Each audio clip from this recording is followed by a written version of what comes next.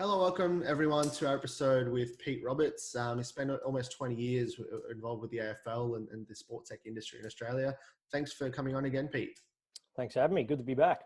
Yeah, awesome. Well, look, I think the last time we spoke, it was all doom and gloom in the middle of the coronavirus crisis. This time you're back on and the AFL's back on. So much better news for footy fans across Australia. Yeah, it's exciting. I think last time I spoke to you, I had my best hoodie on. I hadn't had a shave. I was in the study in my little bunker locked away, but the outlook's a lot different now, which is great. And we're starting to get back to a bit of normality now, which is with the season starting. Round 2 just happened. So, it's pretty exciting to be able to watch footy again. Oh, awesome. Okay. And I think, look, the topics that we were sort of covering last time, again, kind of reflected the situation, but we've got obviously much more positive news now. But I think with a lot of the changes, with clubs in hubs and obviously the caps on how many staff are allowed into the games and obviously salary cap measures, etc. I thought that'd be a good place to start. I guess, can you give us a really quick update on how clubs are dealing with this, like what the caps are, and do you think it's a good measure that the AFL have brought in, or how's the balance going to be, at least initially, for the clubs? Yeah, I think last time we spoke, it was either close to being finalised or finalised that there was, I think, a 25-person football department cap. And I think I said at the time that was manageable from a season perspective when you're just dealing with a men's team and just dealing with a 17-week season. Yeah. Beyond that, when you start looking at recruiting leagues and the players that miss out having to play, the women's team coming back, different programs and different schedules for different players, that's when it would have become really tricky. So there's still a lot to play out in that space, I guess, and the strain that it's sort of putting on the staff that are left behind probably only gets bigger from this point onwards. So clearly you've got some challenges around the protocols with the COVID stuff. The AFL's been very strict, as we've seen, with what they need to do, and rightly so. Yeah. But I feel for those who have become, the compliance officer, or even, those who just have to adhere to those regulations, because they're really, really strict, and that also probably adds significant workload to an already reduced footy department. So the 25 is manageable from a body count perspective, but moving forward, it's going to be a great challenge for the industry, I think. It does look like, anecdotally, what's happened is that there's been some flexibility about the number of match day staff that are available. I don't know the exact sort of numbers or the ruling there, but to my knowledge, there's been a few people that have been away from the teams that have been allowed to come in just for a match day role, which is great, because I think the flexibility that was needed to be able to set things up the way they used to be. Even, my area of expertise in a coach's box technology, for example, that just wasn't going to go away with reduced numbers. So you still got the same amount of setup. You still got some intricate things that are going on in each coach's box, and some really sort of ambitious technology plans that still need to be executed. So it was good to see some of my old colleagues back in the coach's box, even though they'd been unfortunately removed from that sort of week-to-week role, dealing with the coaches and the players. So Right. that's been a positive. But the flip side of that, I guess, is the negative aspect of people losing their jobs and losing their roles or being stood down. And, to my knowledge, there's a lot of guys who work in that sports technology space that are no longer around, a lot of guys with a lot of experience. So it's disappointing to see. Hopefully that does change, maybe as the 2021 season sort of recovers and things get back to what we sort of used to know. It's changed, obviously, for the foreseeable future, but maybe we get back towards what it used to be. But I've definitely been saying to people that it seems that sports tech role in football, in AFL football, seems to be one of the departments that's less on experience than some of the others. So, coaching groups are probably going to favour coaches with a lot of experience and have a smaller coaching group, obviously. In the sports science space, guys that have spent a lot of time in footy are going to become really, really valuable, or still valuable. Experienced recruiters are probably going to come to the fore again once they finally return to clubs. You've got to feel for them because most of them are stood down at the moment with no other leagues running. But the sports technology side of things seems to be the opposite. So a lot of guys that I know of that might not be at clubs anymore have, in essence, been too expensive to keep. So that's probably a really disappointing side effect of what's happened with this pandemic is those guys who've spent a lot of years in AFL footy have found themselves out of a job in favour of some youngsters who might be just finding their way, which is great. They get an opportunity. But there's clearly no right or wrong answer, but it's disappointing to see all that experience go out the door and clubs are willing to sort of cop a hit in the expertise and the real technical knowledge side of things and just kind of get by. Right. Yeah, I wonder what the side effect will be moving forward of that in a long season with Right. inexperienced staff sort of dealing with that. Yep. I was just going to say, so on that topic, I think just before we started recording, we were talking about, I guess, more the positive end of the spectrum where, look, in the short term, it's impacted footy and obviously the world horribly. I think the one positive sign, personally as a fan, that I was thinking of was if you've got there's obviously talks of crowds coming back in. It might be X% of capacity or whatever it is, but if we're talking about crowds coming back in, I think crowds coming back in, then the sort of second level competitions coming back in, and then I think if we can see light at the end of the tunnel towards the end of the season, going into finals, both for AFL and the other sporting codes in Australia, I think that sends a really positive message for what's possible over the off season and going into next season. Whereas if it was a case of no crowds till the end of the year, really harsh restrictions, hubs for the next 6 months, I think that would have been really doom and gloom, even potentially going into next season, because the money would have just dried up so significantly. Does that make sense from someone that's in the industry? Because obviously as a fan, it sounds great, but what do you think? Yeah, absolutely. I think the money troubles are not going away. It's going to take years to recover from what just happened. But yeah, it is. It's such a positive sort of spin on what we would have encountered when we discussed things, a few months ago. I wouldn't have ever foreseen that crowds would have been close to coming back at this point of the year, which is a great thing. Hopefully that means that the protocols on the players and the staff are lifted a little bit more, and we do start getting back to normality a little bit. But the grey area is guys who've been sort of stood down for now, still in limbo until we learn a bit more. And then realistically, some leagues might not play this year, so then it's not until February when they start back up again. So what happens there is an interesting one. But yeah, as you said, it's not all doom and gloom. It's great to have footy back. Being a passionate Melburnian, it's the city, the sort of heartbeat of the city is really events and crowds and the passion that the Melburnians show for just turning up to stuff. It was a real shame to see the soul of the city kind of ripped out a little bit when you just couldn't do anything. So to have the footy calendar back and things to look forward to, some step in the right direction. Yeah, I can definitely agree with you on that. Like, I'm based in Sydney. I'm a massive Swans fan, but I've got to say, like, I love going to Swans games, but every time we go to Melbourne, and to be fair, I've only really come to Melbourne for, grand finals or World Cup cricket finals or really big AFL games. But whenever I've come there, there's just the experience of walking through the city, passing by a couple of the big bars on the way, and then walking into the G. And then you compare that with every time I've got to go to a Swans game, I'm catching a bus from Central Station, which is like a 10-minute drive that ends up taking 40 minutes because of the traffic. I've got to definitely agree with you on Melbourne and the attitude of showing up. The one thing Melbourne does well is crowds. Yeah, so, yeah. if you put an event on, people will turn up. Yeah. Well, on the, I guess, the more fun side of things with how things are going to, like, in terms of the fans, I think the one issue that definitely came up, and look, it was, I guess, presented in an entertaining way in the news, but it was a pretty serious issue for footy clubs with Eddie Maguire and him being drilled on the news in terms of, giving people their money back in terms of memberships, etc. Obviously, with footy back on and crowds hopefully coming back soon, it's less of an issue now.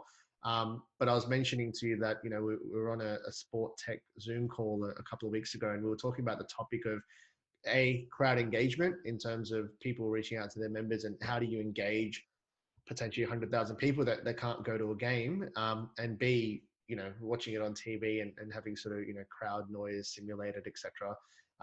What are your thoughts on, I guess, what's been done so far, and are there any sort of innovative ideas that you've heard of or thought of that you think could work well?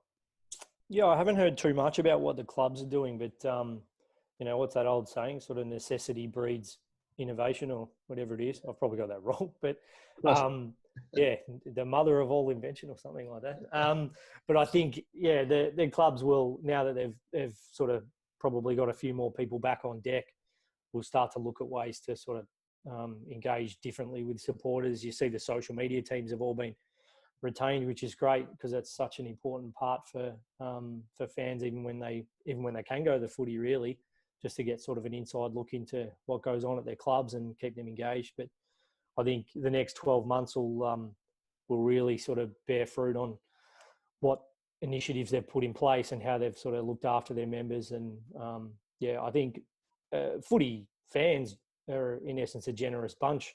A lot of them would spend a lot on their memberships, and there would be a large portion that don't go to as many games that equates to the real value of their membership, and happy to support their team financially in that way. So it's a delicate balance, obviously. You didn't want a flood of people wanting their money back, because that would significantly impact the viability of the clubs. But yeah, it's good to see that hasn't happened, to my knowledge, anyway. Well, with just on that note, I remember watching one of the AFL talk shows. I think it was a month and a half ago, and they were saying that realistically, I think it was like a handful of clubs or whatever just couldn't financially cope with what's going on. Obviously, that was in the middle of all the doom and gloom. With footy back on, I'm hoping that's not the case. But have you heard of any ideas or what clubs are doing to sort of help get back on? Like, I've heard a few really cool ideas in terms of, like, for example, like at the NRL games, there's been the cardboard cutouts or whatever, and you can buy them for like $20 or whatever. Have you heard of any ideas, or can you think of any ideas that the AFL could do to sort of the fans are, not every fan, but the fans that are able to would love to contribute to their club or the AFL in times like these.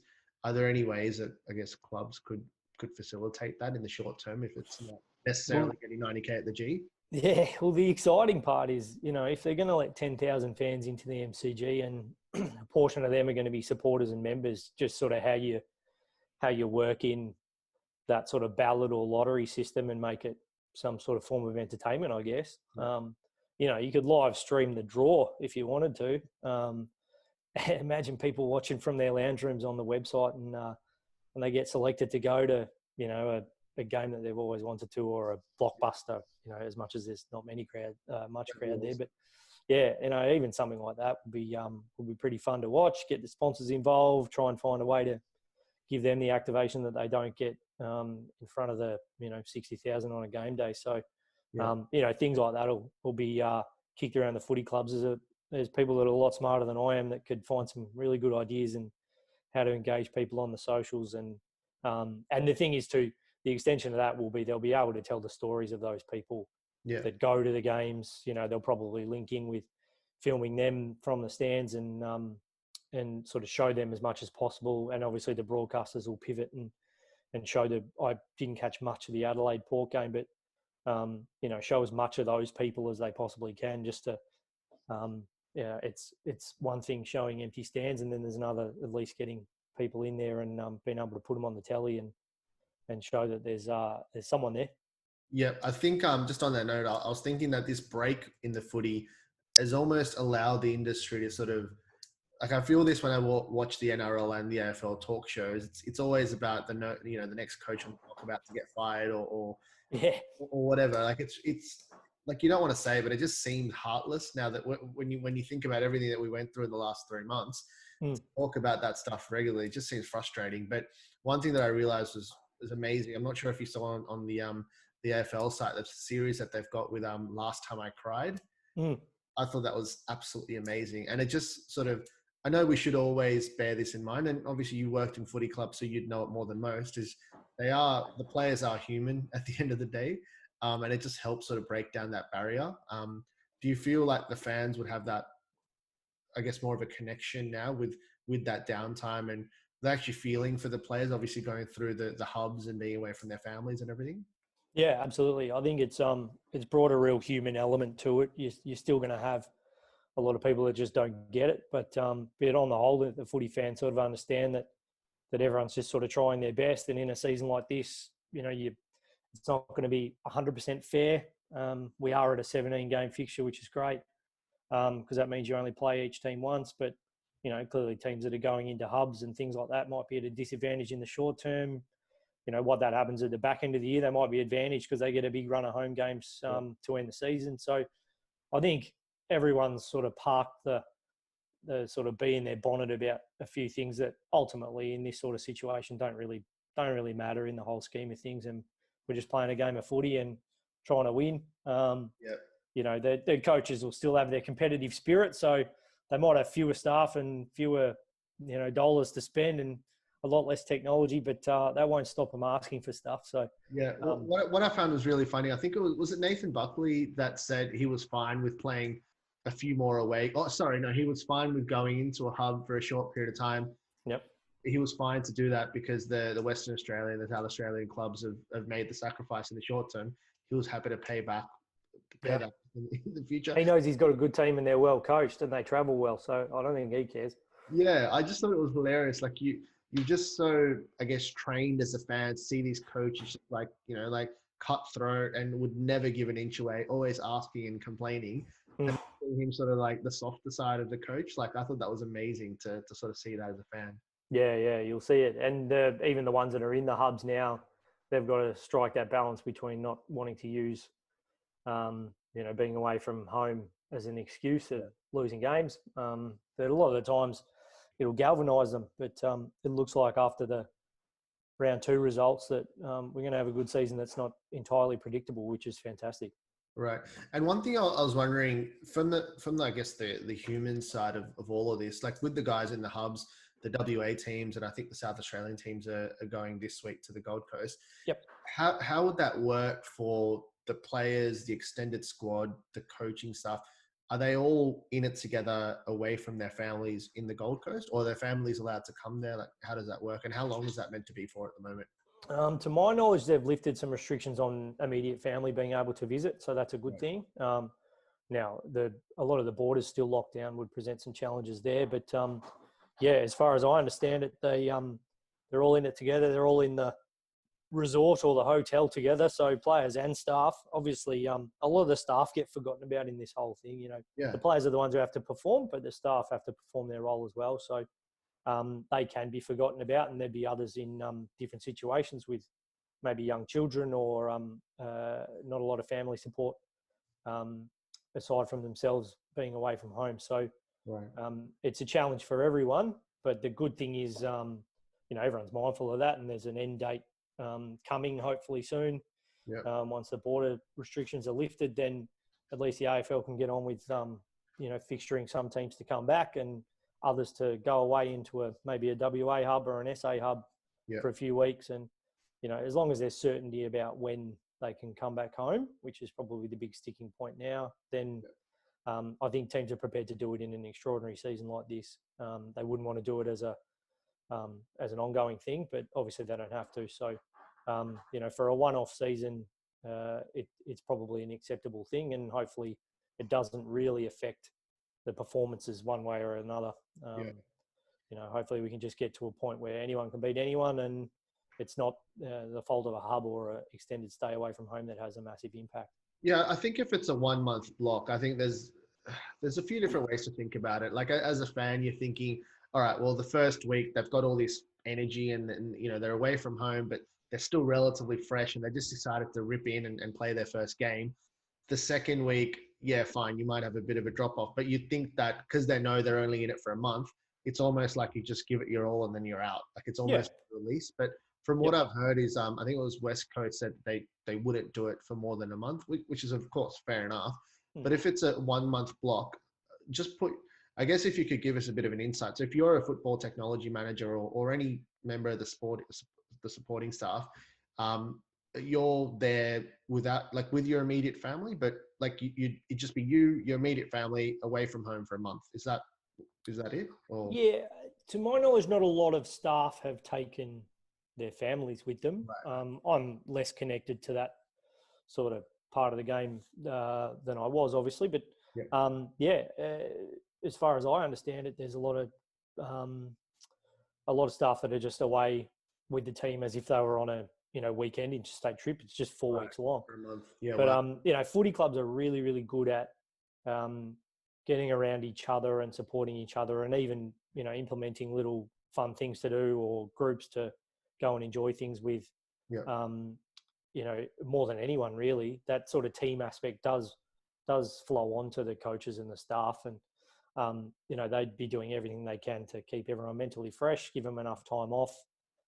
The restrictions being lifted a little bit more as of yesterday, as far as I know, will help that too. And they'll find ways to sort of keep fresh and keep engaged and give people, the space to do things that they like doing outside of footy as much as possible, and then get back to business each week. So footy's still serious business, but when they're in an extraordinary situation like this, they can band together pretty quickly and make sure that everyone's in the right headspace and still enjoying the time and not making it a grind and being sitting in your hotel room for 10 hours a day or train and then go back and get locked down again. So Yeah, it almost feels like in this situation, like if you're a player, at least you've got the weekend to sort of showcase your skills, and you're on the big stage, and you're doing what you're there for. Whereas if you're one of the support staff, like you're still going through all the pain of being away from home for a month, but Yep. there's no. Well, you were a football technology man. Like if it was someone like you, when is the most rewarding part of the week for someone in your type of role? That's a really good question. I think game day is obviously the biggest test um, in in sport, no matter what your role. Yeah.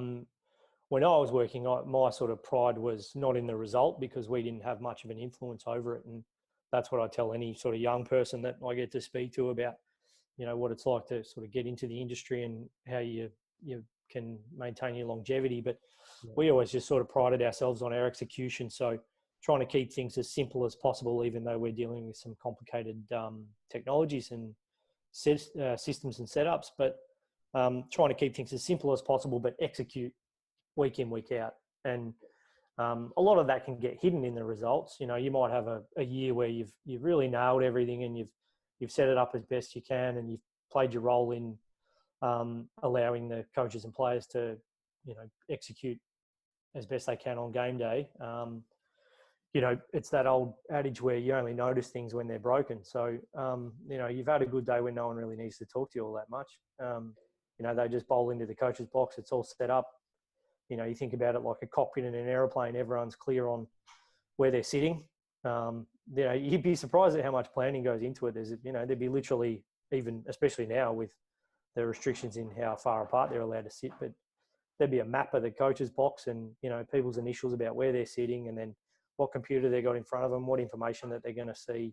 And you just do that week in, week out. And, it's really, for me, it was about the attention to detail, being able to be calm on match day, just composed, not let any sort of stress get the better of you, be planned as much as possible, get there early, and just keep executing and do it week after week. And then, and adapt if you need to. Your first couple of rounds, you're always sort of flying by the seat of your pants a little bit. But, when you get in the rhythm of a season, if you're planned enough and you're detailed enough, the rest of the year just sort of flows on, and you can layer on a few more things if you need to once you're comfortable with the original setup. Right. And I guess in terms of the actual footy itself, like how did you find round 2 of the AFL last weekend? Yeah, it was great. As I said, it's great it's great that the AFL seems to not be quite predictable at the moment. So a few upsets is good for the sport. A few big upsets too. Yeah, I would have So thought Gold Coast beating the West Coast by 40 odd points or whatever it was yeah, an upset is one way to put it, but that was crazy. yeah, no, it's good. I think you can't underestimate the lack of a crowd having such a massive influence over the team performance. Now, it's not black and white, obviously, but I think the teams that can sort of bottle their own intensity and do it for as long as they possibly can, even with the shorter quarters, are the ones who are going to succede. So, it's not like teams don't turn up to play. Sorry, say that again. I was just gonna say, do you think that's a maturity thing as well? Like, now we've had 3 rounds in the NRL, which I've been following here in Sydney.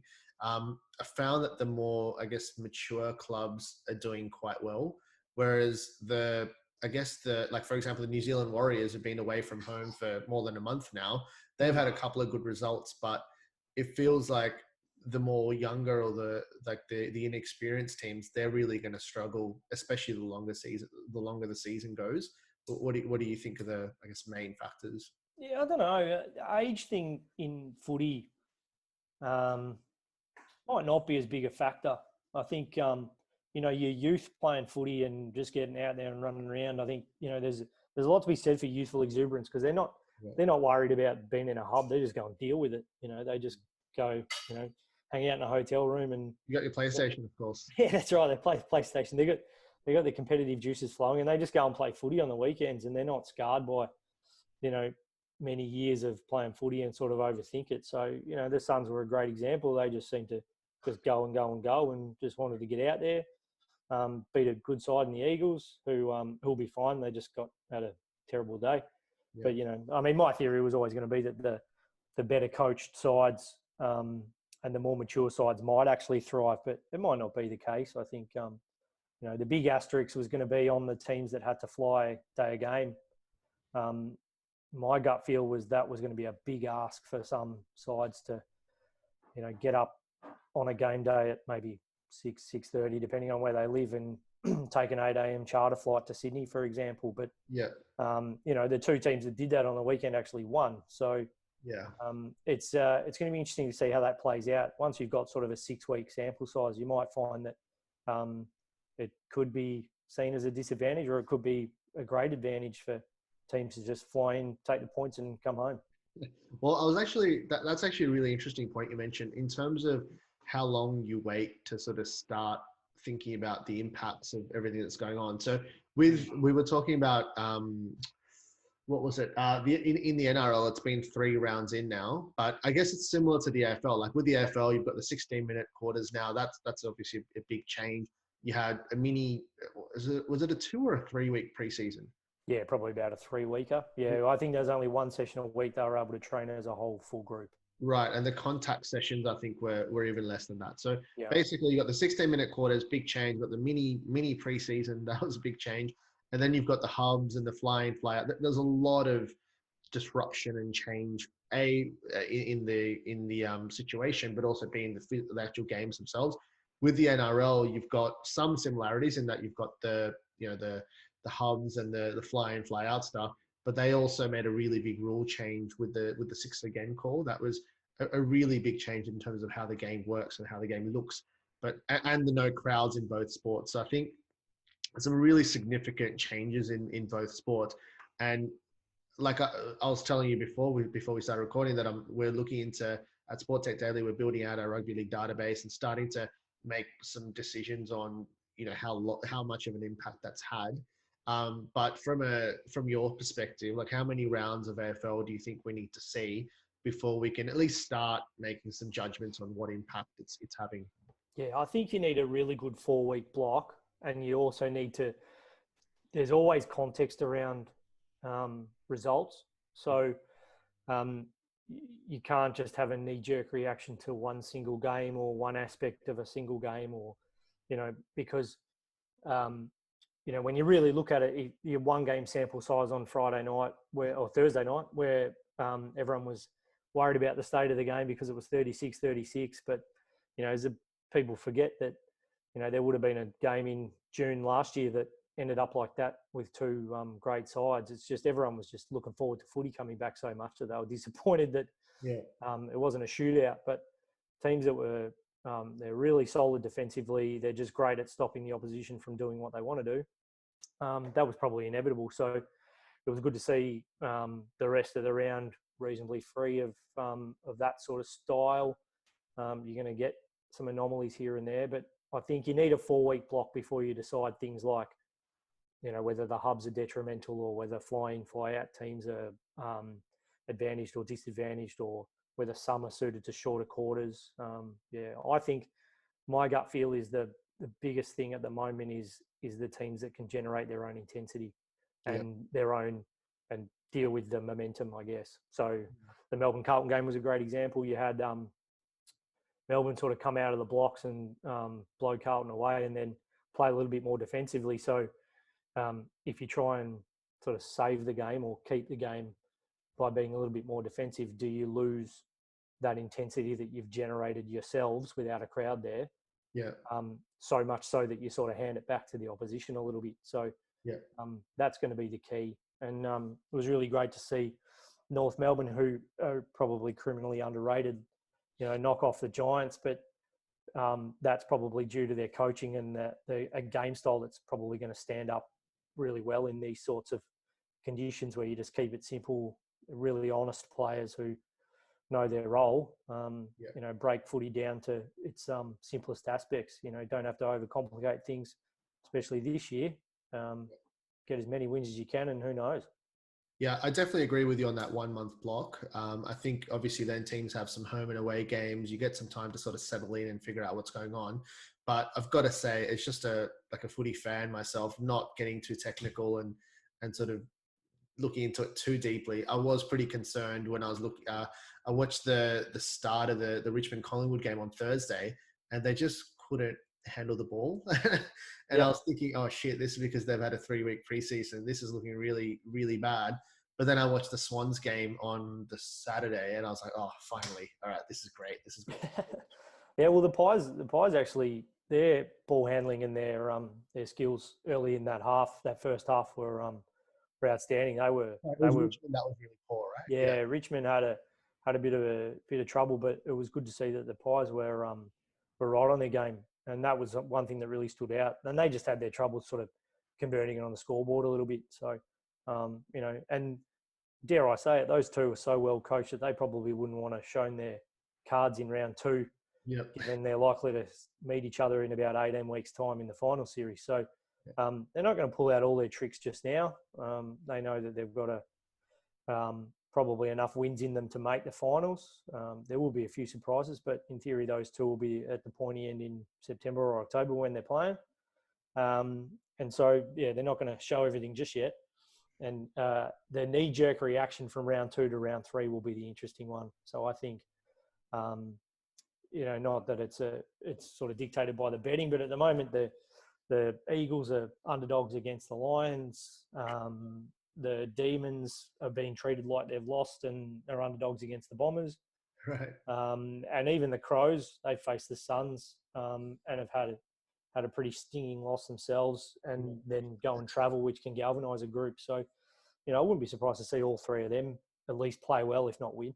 Yeah, wow. You're getting me excited for round 3 now. Well, I guess the last thing that I just wanted to bring up on the topic of, I guess, there's just so many disruptions and so many changes from a normal footy season. Who's your sort of dark horse or your unexpected pick to not necessarily win the grand final, but go deep into, I was going to say September, but I think October. They're playing in October, I think. I'm a big racing man. It's encroaching on the Spring Carnival, but I think that's a good thing. They're not going to overlap, so it's you get to have a weekend bonanza of footy, which is it's going to be an amazing couple of months of sport. Like, you'll have the end of the AFL, the NRL, the racing, and then go into a big cricketing summer. So, anyways, I'm getting excited. Play day in the grand final will be just the best day of sport. Yeah, well, it's funny. I was actually mentioning to my friends that even if no one else is keen, I'm going to fly to Melbourne for grand final week in the AFL with everything going on. If we are able to, I think we might not let you in. Yeah, well, fingers crossed I can get in. But well, what I was saying was, if you had to pick a dark horse to make it deep into the finals, that obviously would it be unexpected? Who would you say and why? Well, my pick to win it's still Collingwood. I'm still very bullish about them. I reckon they are. They've got all the ingredients in this sort of season to make it work. I think the biggest underdog I had early in the season was Port Adelaide prior to playing these two games. Now, I think they might be overrated for the next 2 or 3 weeks, given who they've played. They probably just played a vulnerable Suns side in that really uncertain round 1, and then a Crows team that's in full rebuild mode. So, but I do think that they've got the mix right of the players that they need in the game style that should stand up. And then the rest of them, I think you're going to find a massive block of 6 to 8 teams that are just fighting, come round 16 or 17 for that last couple of spots. And you could easily win it from 8th this year. Yeah. Percentage is going to be a massive factor. So teams that can run up the scoreboard pretty quickly and easily will be more advantaged. So you start looking at sides that can score quickly. Melbourne's one of them, even though their sort of midfield forward connection struggled at times. If that can click, they can get to 100 points in a 16-minute quarter format. Even this year, Port Adelaide's the same. The Lions have some pretty big scoring power too, so there'll be one to watch. And then the other ones that are a bit more defensive, in my opinion, might struggle a little bit more because if you can't be explosive and take advantage of when you've got the momentum and put it on the scoreboard, then other sides might be able to run you down, or your percentage might be under 100, and that's going to make it tough to squeeze into the 8 if you're on the same wins. On that note, any teams that you think might struggle? I was not as bullish on Hawthorn as others were. It sounds great in hindsight, given how poorly they played against the Cats. I just wasn't as bullish on them, but who knows? Clarko's a magician, and their players are well coached, and they've still got some great quality in there. I think that they might be the one that ends up the surprise packet. The Doggies are under the pump, obviously. Yeah. They've got a few things to fix, but if they can get going, they've shown that you can string 3, 4, 5 wins together pretty quickly. And they did the same thing last year. They sort of slow start and then charged off into the 8 and were pretty dangerous until they hit rampant GWS in the final series. So, I wouldn't write anyone off just yet. Cool. All right. Awesome. Well, look, it was much more, I guess, entertaining and positive chat this time around. A lot less doom and gloom. Yeah. A lot less. Really excited to stay in touch and obviously see and hear all about your work in the next sort of couple of months. Would be great to touch base when we've got a little bit more of a sample size with the AFL. But thanks for coming on, and we'll put the links to your blog and sort of social media and everything, so the listeners can check it out. Yeah, great. Jump on behindthefooty.com.au. Reviews and previews every week. We'll see how we go. Awesome. All right. Thanks, Pete. We'll chat to you soon. Thanks. Thanks, mate. Bye. Hope you enjoyed this episode. If you'd like to check out more of our content, go to sporttechdaily.com or follow us on social media across Twitter, LinkedIn, Facebook, or Instagram.